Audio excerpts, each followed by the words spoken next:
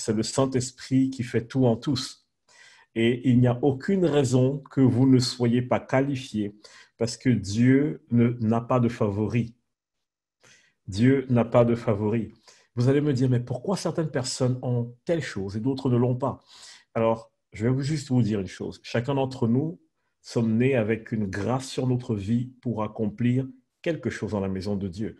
Donc, certains ont une grâce pour une chose, d'autres ont une grâce pour autre chose. Cependant, par la foi, vous avez accès à tout ce qui appartient au royaume de Dieu. Par la foi, vous avez accès à tout. Et je ne vous dirai pas, comme dans certains enseignements, qu'il vous faut plus de foi pour avoir plus de choses, plus de révélations. Non, il vous faut moins d'incrédulité. Bon, on va voir ça tout à l'heure. La question n'est pas quel est le niveau de votre foi. La foi que vous avez, la mesure de foi que Jésus a mis à l'intérieur de chacun d'entre vous, quand vous lui avez donné votre vie, est suffisante pour marcher sur toute la puissance de l'ennemi. Et donc, le but pendant cette première soirée, ça va juste être enlever l'incrédulité, enlever les petits cailloux, enlever des préconceptions qui peuvent venir mettre une barrière à ce que Dieu a envie de nous dire. Donc, euh, il y aura un temps d'enseignement et ensuite, je pense qu'on va laisser un quart d'heure environ. Steve, je ne t'ai pas envoyé le fichier, mais je l'ai. Si tu veux, je peux l'afficher sur mon écran. On va laisser un petit moment de questions. Vous allez vous mettre en petits groupes pour discuter, donc revoir un peu l'enseignement. Pour avoir un petit temps d'activation, je vais vous donner un exemple avant de vous envoyer dans les groupes.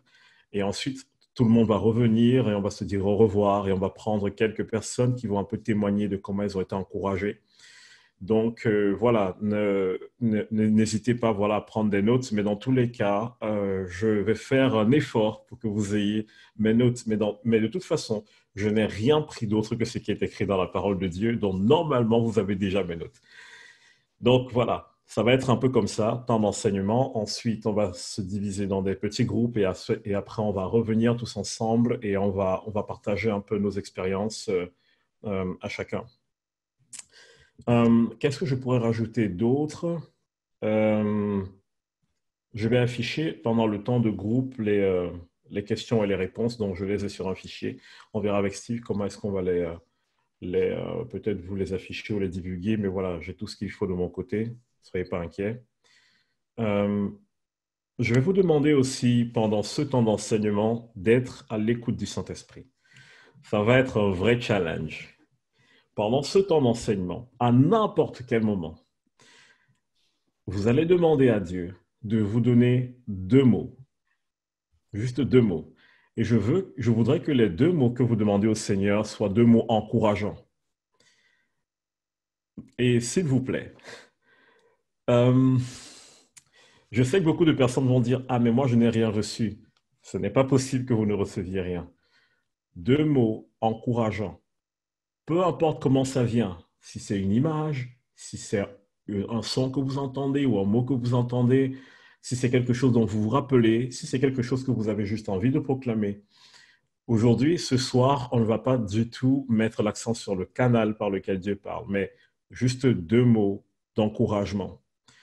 Donc, gardez bien l'exercice. Deux mots d'encouragement. Le premier, vous allez voir à quoi il va vous servir. Et le second aussi. Mais je vous dirai à quel moment utiliser chacun de ces mots d'encouragement.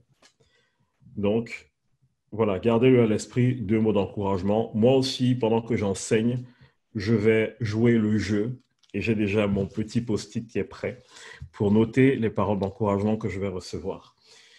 Alors, allons dans le vif du sujet.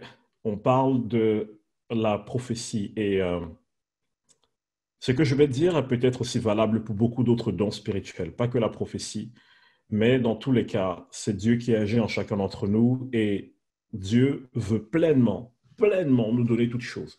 Mais il est extrêmement important que notre cœur soit disposé, soit établi pour recevoir ce que Dieu a pour nous. La première chose dont j'aimerais qu'on parle ce soir, euh, le tout premier titre, c'est les yeux voilés. Pourquoi est-ce que nos yeux sont voilés? Pourquoi est-ce que nos yeux spirituels ont du mal à capter ce qui vient de Dieu? Ça, c'est vraiment la première chose que j'ai envie qu'on se pose comme question aujourd'hui. Et j'aimerais qu'on commence par la parabole du semeur dans Matthieu 13, verset 3. Donc, voici ce qui est écrit dans Matthieu 13, 3. Un semeur sortit pour semer. Comme il semait, une partie de la semence tomba le long du chemin. Les oiseaux vinrent et la mangèrent. Une autre partie tomba dans les endroits pierreux où elle n'avait pas beaucoup de terre. Elle leva aussitôt parce qu'elle ne trouva pas un sol profond. Mais quand le soleil parut, elle fut brûlée et sécha, faute de racines. Une autre partie tomba parmi les épines. Les épines montèrent et l'étouffèrent. Une autre partie tomba dans la bonne terre. Elle donna du fruit, un grain 100, un autre 60, un autre 30. Que celui qui a des oreilles pour entendre, entende. Les disciples s'approchèrent et lui dirent, pourquoi leur parles-tu en parabole? Jésus leur répondit, parce qu'il vous a été donné de connaître les mystères du royaume des cieux et que cela ne leur a pas été donné. Car on donnera à celui qui a et il sera dans l'abondance, mais à celui qui n'a pas, on ôtera même ce qu'il a. C'est pourquoi je leur parle en parabole, parce qu'en voyant, ils ne voient point, et qu'en entendant, ils n'entendent ni ne comprennent. Alors, je vais m'arrêter là un moment. Il y a quelque chose qui est très important de noter comme contexte dans ce que Jésus partage ici. Jésus n'est pas encore mort à la croix. Jésus est dans son ministère et pour l'instant, Jésus est venu pour libérer le royaume de Dieu. Mais Jésus est limité à une région. Pas parce qu'il n'est pas capable d'aller plus loin, mais parce que c'est là où le ministère de Jésus est supposé prendre place et de là envahir le reste du monde. Donc, ce qui est important à noter ici, c'est quoi? Jésus, lorsqu'il s'adresse à toute la foule, à tout le monde, il parle en parabole. Et voici ce qui est étonnant. Jésus dit, je parle afin qu'ils voient, ils regardent mais ne voient pas, ou écoutent mais n'entendent pas, ou entendent mais n'écoutent pas, ou quelque chose comme ça. Mais ce qui est vraiment important, ce sur quoi je veux vraiment mettre l'accent, quand on regarde cette parabole et ensuite ce que Jésus est en train de dire, il y a une relation très importante. Je vais vous proposer une lecture de cette parabole. Jésus est en train de parler de la parabole du semeur. Si vous regardez dans la Bible, la majeure partie du temps où Jésus parlait en parabole, Jésus utilisait 4 corps de métier. Il parlait souvent des religieux, les lévites et sacrificateurs. Ces paraboles tournaient souvent autour de ça, souvent autour de l'agriculture, souvent autour de la pêche, et souvent, Jésus parlait autour de ce qui se passe dans le temple. Mais il y a d'autres paraboles. Vous voyez, il y a d'autres choses, d'autres illustrations qu'il utilisait. Mais ça, ces 4 choses que je vous ai citées reviennent très régulièrement. Et il faut se poser une question. Jésus parlait aussi beaucoup de la pêche. Mais regardez, Jésus aujourd'hui, à ce moment, parle du semeur. Donc, il parle de l'agriculture. L'agriculture était l'une des pratiques les plus répandues en Israël. Qu'est-ce que cela veut dire? En leur parlant dans les termes d'un agriculteur, le peuple aurait dû comprendre. C'est comme si je viens vous parler dans votre langue et que vous ne me compreniez pas. C'est étrange, parce qu'il leur parle, il utilise des métaphores qui sont des choses qui sont communes à leur style de vie, mais ils n'arrivent pas à capter ce que Jésus est en train de leur dire, parce qu'il y a un voile sur leur cœur. Le problème ici n'est pas qu'ils n'entendent pas, le problème n'est pas qu'ils ne voient pas, le problème c'est que sur le cœur, il y a un voile, et c'est ce voile qui détermine de ce qu'on est capable de recevoir par révélation. Voilà pourquoi je vous ai dit aujourd'hui, il n'est pas question de foi. Qu'est-ce qu'il y a sur mon cœur? Si j'ôte le voile qu'il y a sur mon cœur, mes yeux s'ouvrent. Et notre vie de chrétien, c'est faire tomber l'incrédulité, c'est-à-dire enlever tout ce qui voile la connaissance de Dieu. 2 Corinthiens 10, verset 5 dit, nous renversons toute barrière et tout raisonnement qui s'élève contre la connaissance de Dieu et nous amenons toute pensée captive à l'obéissance de Christ. On renverse les barrières et les raisonnements qui s'élèvent contre la connaissance de Dieu. Donc, ça veut dire que le challenge en tant que chrétien, quand dans chaque chose que vous allez vouloir faire par la foi, par les dons, par tout ce que vous voulez, il y a cette notion qui est très importante d'ôter le voile, renverser les barrières et les raisonnements. Et le peuple ici ne comprenait pas parce que Jésus n'était pas clair, mais parce qu'il ne pouvait pas comprendre à cause du voile qui demeurait sur leur cœur. Et plus tard, Jésus explique à quoi correspond cette parabole. Et je pense que, voilà, vous aurez l'opportunité, vous avez déjà eu l'opportunité d'avoir l'explication, mais si vous continuez à lire Matthieu 13, vous voyez en fait tout le détail que Jésus donne. Mais le premier point que je voulais mettre en avant, c'est que parfois, il y a un voile qui est posé sur notre cœur et nous n'arrivons pas à comprendre. Pourtant, on a entendu. Et c'est ça on va voir quels sont ces voiles. Il y en a plusieurs. Mais aujourd'hui, j'aimerais qu'on se positionne et gardez-les vraiment en tête parce que vous en aurez besoin tout à l'heure. Le premier voile, c'est l'incrédulité. Donc, euh, l'incrédulité dans le cas du prophétique, c'est un peu comme remettre en question tout ce qui est surnaturel. Parfois, nous voyons des personnes qui donnent des paroles prophétiques, qui sont très bien éclairées, qui disent des choses avec une exactitude, avec une telle puissance. Et parfois, notre réflexe, c'est ah, mais ça, c'est de la sorcellerie, ça. On se positionne souvent contre des choses qu'on ne comprend pas. Je ne nous dis pas de tout accepter. C'est dangereux de tout accepter, mais Dieu nous demande de grandir en sagesse et en intelligence afin de juger toutes choses. Pas juger les personnes, mais juger toutes choses. Donc, notre jugement par rapport aux choses ne peut pas être accru, elle ne peut pas être vérifiable, elle ne peut pas nous amener plus loin si nous n'acquérons pas la connaissance, la sagesse ou l'intelligence par rapport aux choses. Le prophétique fonctionne. Il y a des choses que si on n'acquiert pas, si on ne se laisse pas enseigner par le Saint-Esprit, on aura du mal à voir plus loin. Donc, la première chose à faire tomber, ça va être l'incrédulité. La deuxième chose, ça va être la peur issue des mauvaises expériences. Il arrive parfois que certains d'entre nous avons vu des émissions télé où on voit des gens prophétiser et ils sont souvent très extravagants ou très démonstratifs, ils crient, ils s'agitent et parfois ça dérange.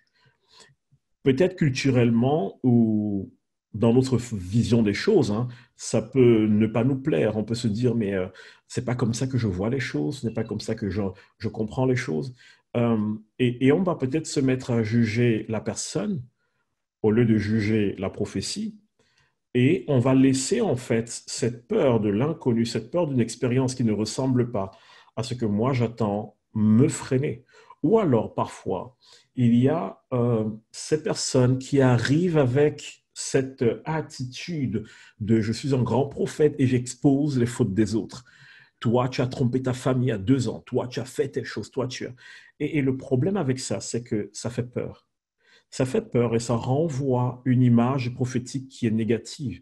Les personnes ne veulent pas s'approcher. Moi, je ne vais jamais aller parler à quelqu'un de mes problèmes si je sais que demain, cette personne va m'afficher devant tout le monde, ou alors si je sais que tout ce qu'elle va voir chez moi, c'est tout ce qui ne va pas chez moi. Et voilà le souci parfois du prophétique, les mauvaises expériences qu'on a vécues. Il y a aussi la déception. Et moi, j'appelle ça, je dirais, euh, j'appellerais ça les fausses expectatives. Parce que derrière chaque déception, il y a une attente. Et c'est très important que nous comprenions ce qui va être dit ce soir et aussi que nous comprenions quelle est la responsabilité que nous avons et que les autres qui prophétisent sur nous ont. Ne mettez pas toute votre attente dans un prophète. Votre attente est sur Jésus. Le prophète parle au nom de Dieu. Ou alors la personne qui a le don de prophétie, ou alors la personne qui est remplie du Saint-Esprit va donner une parole de Dieu. Cette parole peut s'accomplir ou peut ne pas s'accomplir. Mais si votre attente est sur la personne et que les choses ne se passent pas, vous serez déçu. Généralement, on dit on m'a déçu. Mais pour quelqu'un qui n'a pas d'attente, il ne peut pas être déçu. Pour quelqu'un qui a une attente, il peut se réjouir ou être déçu. Donc c'est très important qu'on sache où placer notre regard quand nous recevons une parole prophétique. C'est très important.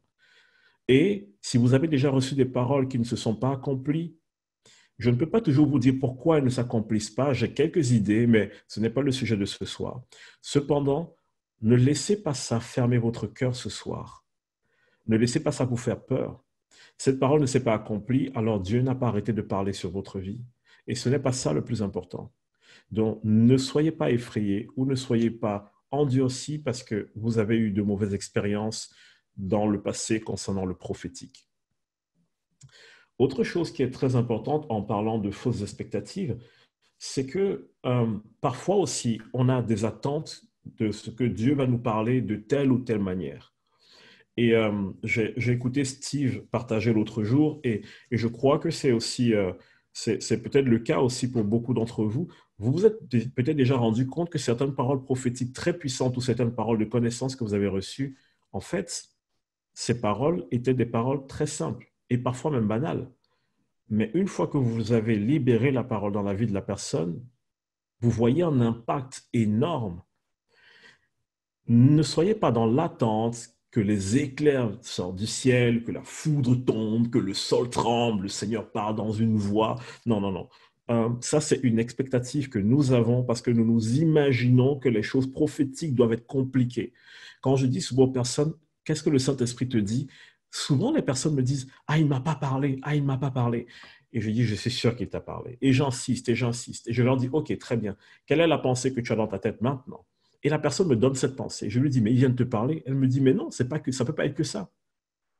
Parce que pour nous, on s'attend au spectaculaire. Dieu n'a pas besoin d'être dans le spectaculaire. Dieu est dans la vérité, pas dans le spectaculaire. Donc, votre parole que vous allez recevoir, la parole de connaissance que vous recevrez pour une personne ce soir, souvenez-vous, vous avez deux paroles à recevoir de Dieu, deux paroles d'encouragement. La parole que vous allez recevoir ce soir, ou alors les paroles prophétiques que vous allez recevoir n'ont pas besoin d'être spectaculaires. Si elles transmettent le cœur du Père, elles vont porter du fruit. Donc, ne vous attachez pas à tout ce qui a l'air spectaculaire. Parfois, ça l'est, parfois, ça ne l'est pas. Si je vous prends mon exemple personnel, il y a 2 mois, juste avant le confinement, on m'a amené un couple et on m'a dit, Steve, ils sont au bord du divorce, ils n'en peuvent plus et, euh, et on voudrait que tu les reçoives. J'ai dit, OK, pas de problème, mais on ne m'a rien dit sur eux. On ne m'a pas donné leur nom, je ne savais pas qui c'était. Et dans la journée, Dieu m'a donné le mot bolide. Donc, ce soir-là, ils arrivent chez moi, ils sonnent, j'ouvre la porte, je regarde le monsieur dans les yeux et je lui dis, excuse-moi, mais est-ce que le mot bolide te parle? Et il explose de rire. C'est un footballeur professionnel qui joue au Paris FC et il est OK hein, que je partage ça ce soir. Et son surnom, c'est Bolide. Et donc, on commence à rigoler. Il est encore à ma porte et on en rigole. Et je dis, OK, entrez, installez-vous. Il s'installe. Et on a passé 40 minutes ensemble. Pendant 40 minutes, ils n'ont pas dit une phrase. Pendant 40 minutes, le Saint-Esprit était juste en train de me donner des paroles sur eux. Et je leur disais, j'ai telle chose dans mon cœur, est-ce que ça vous parle? Oui. Et en fait, c'était spectaculaire parce que pendant 40 minutes, je ne savais pas ce qui se passait dans le couple, je ne connaissais pas les problèmes et honnêtement, je ne cherchais pas à les connaître. Mais le Seigneur, pendant 40 minutes, sans qu'il n'ait dit un seul mot, a juste commencé à déverser au travers de moi des paroles. Là, c'était du spectaculaire. Là, c'est impressionnant. Ceux qui étaient là se sont rendus, waouh, c'est trop bien, Dieu te parle pendant 40 minutes sur la vie d'une personne, de deux personnes, c'est trop bien. Et les gens étaient impressionnés. Bon, je vous avoue que moi, j'étais comme ça, hein, j'étais en train de me dire, Seigneur, si je me rate, c'est chaud. Mais j'ai mis toute ma confiance en Dieu. Et d'un autre côté, j'ai eu, il y a quelques semaines, une personne que j'ai rencontrée, on a discuté. Et cette personne, je lui ai juste dit, est-ce que tu prends conscience du fait que tu es aimé? C'est tout ce que je lui ai dit. Cette personne a pleuré toutes les larmes de son corps. Elle a tellement pleuré. Et vous voyez que si on regarde les deux situations, une est spectaculaire, l'autre est très banale, mais la réalité, c'est que ça a produit dans la vie de ces deux groupes de personnes un changement et une transformation radicale. Donc, ce n'est pas parce que ce n'est pas grandiose ou spectaculaire que ce n'est pas puissant ou que ça ne vient pas de Dieu. Donc, soyez simple. Recherchez la simplicité et n'ayez pas de fausses expectatives. N'ayez pas de fausses attentes. Soyez juste simple avec le Seigneur. La quatrième chose dont j'aimerais parler au niveau du voile qu'il y a sur le cœur, c'est la loi. Hmm. La loi, c'est tellement... C'est un sujet qui est très touchy. La loi, parce que beaucoup d'entre nous, lorsque nous lisons notre Bible, nous nous disons, je lis ma Bible en entier, je mets en pratique tout ce qu'il y a dedans. Oui, Toute parole est bonne pour édifier, pour relever, pour exhorter. Amen. Cependant, il est extrêmement important de savoir à quel royaume on appartient. C'est tellement important. Je vais vous lire et je vous conseille de lire 2 Corinthiens 3 en entier. C'est juste extraordinaire. Et je prie que vous ayez la pleine révélation par rapport à 2 Corinthiens 3, où à un moment donné, Paul nous montre le parallèle entre le ministère de la mort et la loi et le ministère de la grâce et l'esprit. Mais il y a une partie qui m'intéresse. 2 Corinthiens 3, à partir du verset 11, voici ce qui est écrit. En effet, si ce qui était passager a été glorieux, on parle ici de la loi, ce qui est permanent est bien plus glorieux. Ce qui est permanent est bien plus glorieux. Ayant donc cette espérance, nous usons d'une grande liberté et nous ne faisons pas comme Moïse qui mettait un voile sur son visage pour que les fils d'Israël ne fixassent pas les regards sur la fin de ce qui était passager. Mais ils sont devenus durs d'entendement, car jusqu'à ce jour, le même voile demeure quand ils font la lecture de l'Ancien Testament et ils ne se lèvent pas parce que c'est en Christ qu'il disparaît. La fin m'intéresse. Le même voile demeure quand ils font quoi? La lecture de l'Ancien Testament. Alors, s'il vous plaît, je vais bien poser les bornes et les bases. Je ne vous ai pas dit de ne pas lire l'Ancien Testament et je n'ai pas dit que ce n'est pas la parole de Dieu et je n'ai pas dit que ça ne peut pas nous exhorter. Cependant, si nous approchons Dieu de la perspective de Moïse et de la loi, il y a un voile qui se jette sur notre entendement. Il y a quelque chose qui se met entre Dieu et nous. Le voile ne se lève que lorsque nous sommes en Christ. C'est important que vous captiez ce qui se passe. On peut être chrétien, mais être versé dans la loi et non pas dans l'évangile de la grâce. Le problème, c'est que j'ai beau être chrétien, j'ai beau être sauvé, mais je ne peux pas vivre dans le bénéfice de la grâce de Dieu parce que la loi jette un voile sur mon cœur. La loi de Moïse, c'est le judaïsme. Nous ne sommes pas juifs, nous sommes chrétiens. Nos racines viennent du judaïsme, mais l'enseignement des apôtres, c'est la grâce qui nous est donnée par Jésus-Christ, par la croix, et non par les œuvres de la loi qui vont nous amener à tirer quelque chose du royaume des cieux. Donc la loi est bonne, parfaite et importante, mais le ministère de la loi, le ministère de la mort, le ministère de la condamnation qui vient de la loi, nous empêche de voir distinctement. Donc, pour moi, ces choses que je viens de vous citer étaient vraiment des choses très importantes qu'il faut qu'on garde dans notre cœur lorsqu'on veut exercer les dons, surtout les dons prophétiques. Parce que souvenez-vous d'une chose, lorsque vous êtes prophétique ou lorsque vous prophétisez, vous parlez au nom de Dieu, vous parlez au nom du royaume des cieux. Et à ce moment-là, il est extrêmement important de représenter le royaume des cieux tel qu'il est réellement. Ce n'est pas parce qu'une parole est exacte qu'elle vient de Dieu. Je vais vraiment choquer, mais ce n'est pas parce qu'une parole est exacte qu'elle vient de Dieu. Je vous prends un exemple. Hébreux 10, verset 17 nous dit que l'alliance que Dieu a fait avec nous, c'est une alliance où il pardonne nos péchés et il oublie nos iniquités. Mais beaucoup d'entre nous, lorsque notre passé revient en permanence, on se dit, c'est le Saint-Esprit qui me parle. Comment se fait-il que le Saint-Esprit vous rappelle quelque chose que Dieu lui-même a décidé d'oublier? De la même manière, si je ministre non pas selon la nouvelle alliance, mais selon l'ancienne, le danger, c'est que je vienne donner peut-être des paroles qui ramènent à la vie ce que Dieu a oublié, plutôt que de donner des paroles qui vont donner la vie à ce que Dieu veut déposer en nous. Donc, c'est vraiment très important de bien comprendre cette subtilité de pourquoi nous devons marcher avec l'esprit de la grâce et non pas être dans la loi. Souvenez-vous, même sous la loi, on peut prophétiser. Il n'y a aucun souci. Dans la Bible, tous les anciens prophètes étaient sous la loi. Élie, Élisée, toutes ces personnes étaient sous la loi. Donc, elles prophétisaient pourtant. Donc, ce n'est pas une question de est-ce que je peux ou je ne peux pas prophétiser sous la loi. Cependant, la volonté de Dieu n'a été révélée qu'en Jésus-Christ. Et aujourd'hui, vous êtes des apôtres de la nouvelle alliance. Et c'est pour ça que lorsqu'on va apprendre à écouter le Seigneur pour recevoir des paroles de connaissance ou des paroles prophétiques, on va le faire avec la pensée de Christ. encore quelques minutes et après, on va passer dans les petits groupes. Alors, donc, il y a cette notion de voile qu'il y a sur le cœur que Dieu veut ôter. Et j'espère que chacun d'entre vous, pendant que je partageais, a identifié au moins quelque chose qui peut être un voile chez lui. Et n'ayez pas honte, c'est normal. Moi, pour vous dire, l'un de mes voiles, c'était l'incrédulité. Moi, il y a encore quelques années, quand je voyais des gens pour qui on prie, qui tombaient sous l'onction, je disais, ah, c'est le cinéma, qu'ils arrêtent ces choses, c'est exagéré, c'est voilà. Je jugeais ces choses-là. Et je me souviens en 2012, il y a un évangéliste qui est venu d'Angleterre, Nathan Morris, qui est venu d'Angleterre et j'étais leader de louange à mon ancienne église à l'époque. Et je ne sais pas ce qui s'est passé ce jour-là, mais pendant qu'il enseignait, il y a quelque chose qui se passait dans mon cœur. Et ça m'a un peu effrayé. Et lorsqu'il a commencé à prier pour les malades, c'était extraordinaire. Il y a une personne qui a amené une école de sourds-muets. Il y en avait 20 qui étaient sourds et muets. 19 ont été guéris ce jour-là.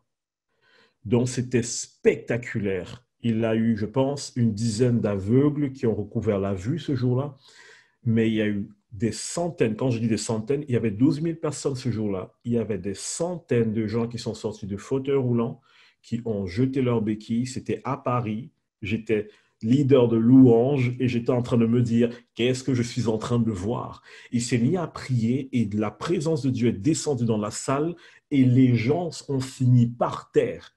Je me suis dit, non, ça, c'est pas possible. L'incrédule en moi est en train de dire, non, c'est quoi ce truc qui se passe?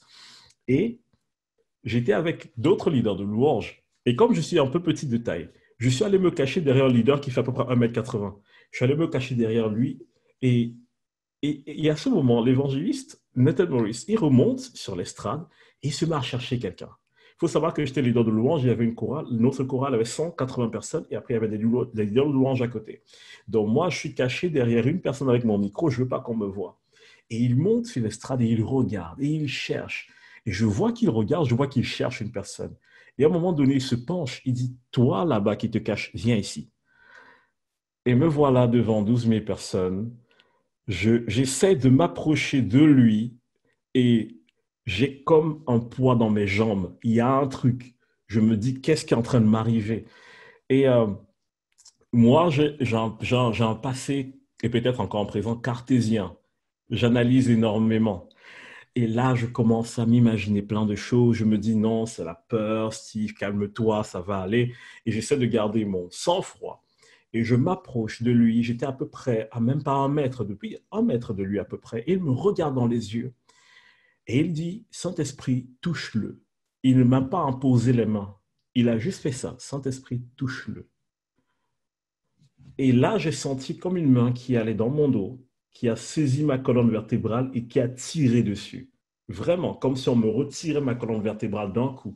Je suis tombé comme une feuille de papier, mais par terre, devant 12 000 personnes.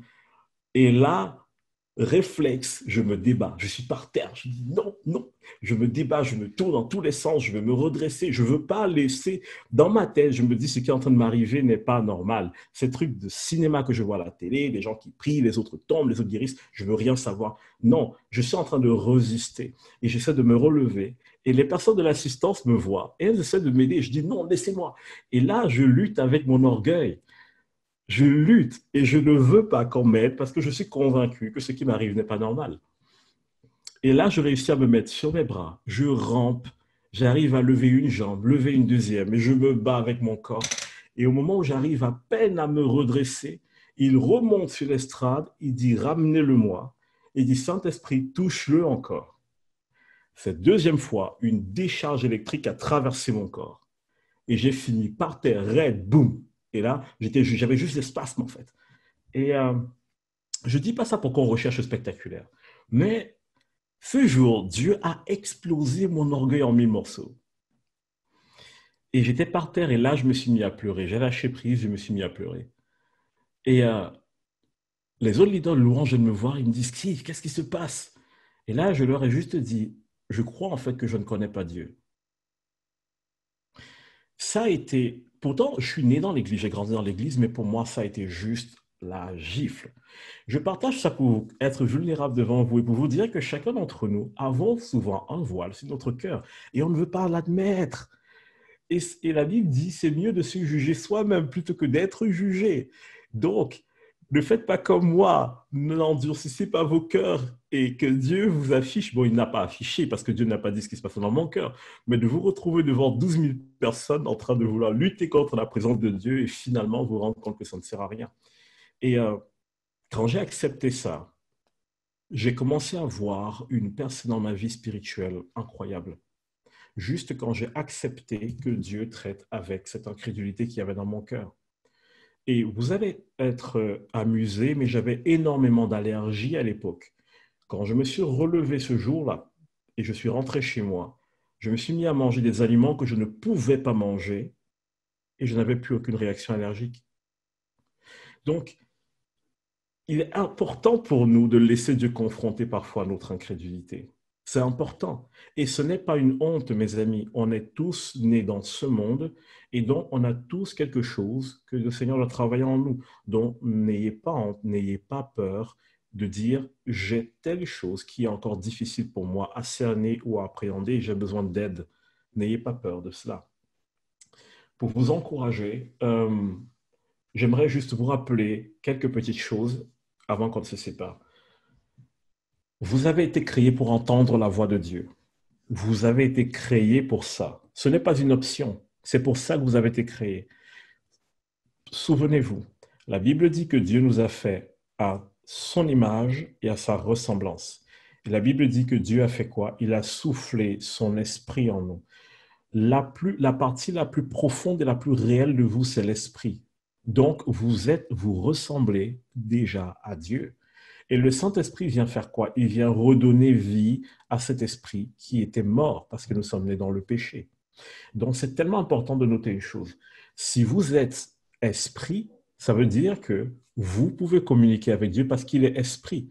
Deux choses de même nature sont faites pour communiquer entre elles. Deux choses de nature différente ne peuvent pas. Si vous prenez votre téléphone et que vous appelez votre paire de sandales, elle ne va pas répondre. Donc, vous avez l'esprit, un esprit en vous, et Dieu est esprit. La Bible dit que qui connaît les choses de l'esprit si ce n'est l'esprit? Donc, étant esprit qui vivait dans un corps et qui possédait une âme, vous pouvez communiquer avec Dieu parce que par nature, vous êtes un esprit et par nature, vous pouvez communiquer avec Dieu. C'est très important. Jean 10, 27 dit ceci, « Mes brebis entendent ma voix, je les connais et elles me suivent. Mes brebis entendent ma voix. » J'aime bien appuyer dessus parce que ce n'est pas écrit « Mes brebis peuvent entendre ma voix ». Mes brebis entendent. Jésus n'a pas fait une supposition, c'était une affirmation. Donc, qui que vous soyez ce soir, vous entendez la voix de Dieu. Point final.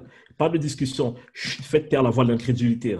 Pas de discussion, vous entendez la voix de Dieu. Point final. C'est Jésus qui l'a dit. Jésus ne peut pas mentir, c'est Jésus qui l'a dit. Ce n'est pas moi. Vous entendez la voix de Dieu. Et Acte 2, verset 17 nous dit ceci. Dans les derniers jours, dit Dieu, je répandrai de mon esprit sur toute chair. Vos fils et vos filles prophétiseront, vos jeunes gens auront des visions et vos vieillards auront des songes. Oui, sur mes serviteurs et sur mes servantes, dans ce jour-là, je répandrai de mon esprit et ils prophétiseront. C'est une promesse. On n'a pas dit certains vont prophétiser, on a dit ils prophétiseront. Donc, prophétiser, avoir des paroles de connaissance, avoir le discernement des esprits, n'est pas réservé qu'aux personnes qui sont à temps plein dans le ministère. C'est la toolbox, c'est la boîte à outils de tout chrétien. Donc, vous êtes chrétien, vous êtes né de nouveau et l'Esprit de Dieu habite en vous. Donc, vous prophétisez. Point final. Et quelque chose d'important à noter, c'est que le cœur du Père, c'est ce de quoi nous inspirons pour prophétiser. On ne prophétise pas sur la base de ses émotions, sur la base de ses envies ou sur la base du moment. On prophétise sur la base du cœur du Père. Il m'est arrivé une fois bon, je suis vulnérable, je raconte ma vie. J'ai été en relation avec une jeune femme pendant un moment et ça s'est arrêté et c'était très douloureux. Et quelques temps après, On est en train de faire des lignes pour prophétiser. On fait on classe des personnes parce qu'elles veulent recevoir des paroles ou bien la prière pour la guérison. Et imaginez qui tombe devant moi. C'est cette personne. Et c'est difficile parce que là, il y a la douleur du passé qui remonte. Et tu te dis, Seigneur, pourquoi tu me fais ça? Pourquoi tu amènes devant moi cette personne en fait qui m'a fait souffrir? Et là, il faut que j'écoute le Seigneur pour elle. Honnêtement, je voulais passer à mon binôme, mais ce jour, il n'y avait pas cette personne, donc je n'avais pas de binôme, donc impossible de fuir. Et c'est tellement étonnant parce que au moment où j'ai décidé de mettre de côté ce qui se passait dans mon cœur et de dire, Seigneur, tu es mon Père, tu es aussi son Père, et ton cœur pour elle est toujours bon. Au moment où j'ai accepté cette parole en moi, c'était en flot. Elle a pleuré, mais pleuré. Elle a été restaurée, elle a été transformée. Et qu'elle est repartie, mais j'étais fier de moi. J'étais hyper content. Parce qu'au final, je me suis rendu compte que je ne m'étais pas vengé, mais j'avais réussi à saisir le cœur du Père pour elle. Et ça avait été radical pour elle. Et aujourd'hui, elle est née de nouveau. Elle est chrétienne et elle est à fond dans son église. Pourquoi je partage ça? C'est pour vous dire que même dans les cas les plus difficiles, Dieu veut vous parler, même pour vos ennemis. Mais en même temps, aujourd'hui, vos ennemis, ce n'est pas la chair ni le sang, hein. Mais quand je dis ennemis, c'est pour dire même pour les personnes que vous n'arrivez pas à blairer. Donc, Dieu veut vous parler. Le cœur du Père pour ces personnes est toujours en action. Même si elles vous ont blessé, même si ça ne se passe pas bien avec elles, Dieu a toujours un cœur favorable pour elles. Et quand je suis face à ces personnes, ma responsabilité, ce n'est pas ce que je ressens. Ma responsabilité, c'est de garder mon cœur connecté au cœur du Père afin d'être encourageant, parce que le cœur du Père est toujours encourageant. Vous comprenez maintenant pourquoi les deux paroles dont je vous ai parlé doivent être encourageantes. Il y a plusieurs versets que j'aimerais vous lire, mais je vais les sauter. J'aimerais juste vous expliquer un melting pot entre plusieurs versets. Donc, Luc 9, à partir du verset 51, et Matthieu 17, à partir du verset 1, jusqu'au verset 8. Alors, je ne vais pas les lire parce qu'on est à court de temps, mais j'aimerais vous expliquer juste quelque chose. Lorsque Jésus, euh, la Bible dit que il était dans quelle ville? Alors, pour pas que je dise de bêtises, euh, Jésus, en fait, se rend près de chez les Samaritains avec ses disciples et lorsqu'il arrive, il se passe que ses disciples sont venus pour enseigner et on a refusé de les écouter et ils se sont mis en colère. Et quand Jésus arrive, les disciples disent, Jésus, quand on est venu et quand on est venu et qu'on a voulu enseigner, qu'on a voulu leur parler de toi, ils nous ont rejetés. Et regardez la question que les disciples posent à Jésus. Est-ce que tu veux qu'on prie afin que le feu descende du ciel sur eux? Regardez bien la réaction de Jésus. Jésus a reprimandé qui?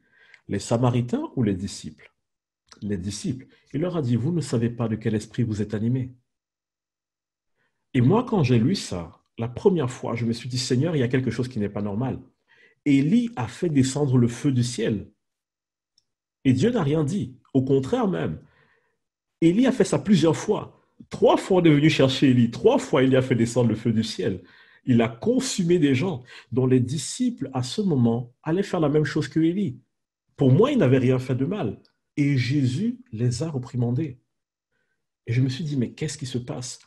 En fait, on voit tout de suite ici la différence du cœur quand c'est le Fils qui vient montrer le cœur du Père. Sous la loi de Moïse, on subissait, sous la loi de Moïse, on méritait le châtiment pour les œuvres qu'on a commises. Sous la grâce, on ne mérite pas la bénédiction, mais on le reçoit parce que le châtiment qui est le nôtre a déjà été pris. Je m'explique. Jésus, bénédiction. Nous, malédiction. Jésus a pris la malédiction. Il reste quoi dans l'équation? Nous et la bénédiction. Qu'est-ce que je veux dire par là? Jésus n'a jamais voulu prophétiser ou libérer sur des gens quelque chose qui va les détruire. Alors nous, dans notre façon d'amener le message, dans notre façon de prêcher, dans notre façon de prophétiser. Prophétisons pour édifier et pour prendre soin des enfants de Dieu, parce que c'est comme ça que Jésus faisait les choses. Donc, l'esprit dans lequel on prophétise, ce n'est pas un esprit de condamnation. Ce soir, que personne ne condamne personne. Personne n'est là pour corriger personne. Aujourd'hui, on est là pour s'encourager parce que le cœur du Père est toujours encourageant. Une autre fois, j'enseignerai peut-être aux leaders la correction avec le Seigneur, mais sachez que dans la Bible, lorsqu'on parle de la prophétie, on dit que la prophétie est là pour édifier, pour exhorter et pour encourager. Et Paul parle de la prophétie de la parole de Dieu, en tant que correction à Timothée. C'est-à-dire qu'il ne laisse le devoir de correction qu'au leadership, aux pasteurs. Pourquoi? Parce que c'est à eux que revient le devoir de corriger les brebis, et il leur dit bien, selon le cœur du Père. Notre devoir à nous, en tant que frères et sœurs ce soir, c'est de nous encourager et de mettre de la valeur les uns sur les autres. Donc, dernière chose, si vous regardez une personne ce soir, pendant que vous allez écouter le Seigneur et que vous ne sentez pas de l'encourager, ignorez cette parole. Allez-y et encouragez-la. Autre chose, pour vous aider un peu à peut-être vous positionner. Lorsque je vais prier pour une personne et que parfois je reçois une parole négative, j'ai reçu par exemple une fois pour une dame, c'est étonnant, hein, ce que je vais vous dire. Le Saint-Esprit, très difficilement critique. D'ailleurs, il ne le fait quasiment jamais. Mais parfois, notre esprit sent les choses. Notre esprit peut sentir ce qui ne va pas. Pas le Saint-Esprit, notre esprit. Et mon esprit sentait que chez cette femme, il y avait une sorte de manipulation. C'était quelqu'un qui était très manipulatrice. Et c'était très difficile, en fait. Parce que du coup, je devais lui donner une parole qui vient du Père. Et là, je vais donner une astuce à toutes les personnes qui vont me dire, j'ai reçu un mot, mais je ne sais pas comment encourager. Alors, voici ce qui se passe. Vous êtes la vie et la mort sont au pouvoir de votre langue.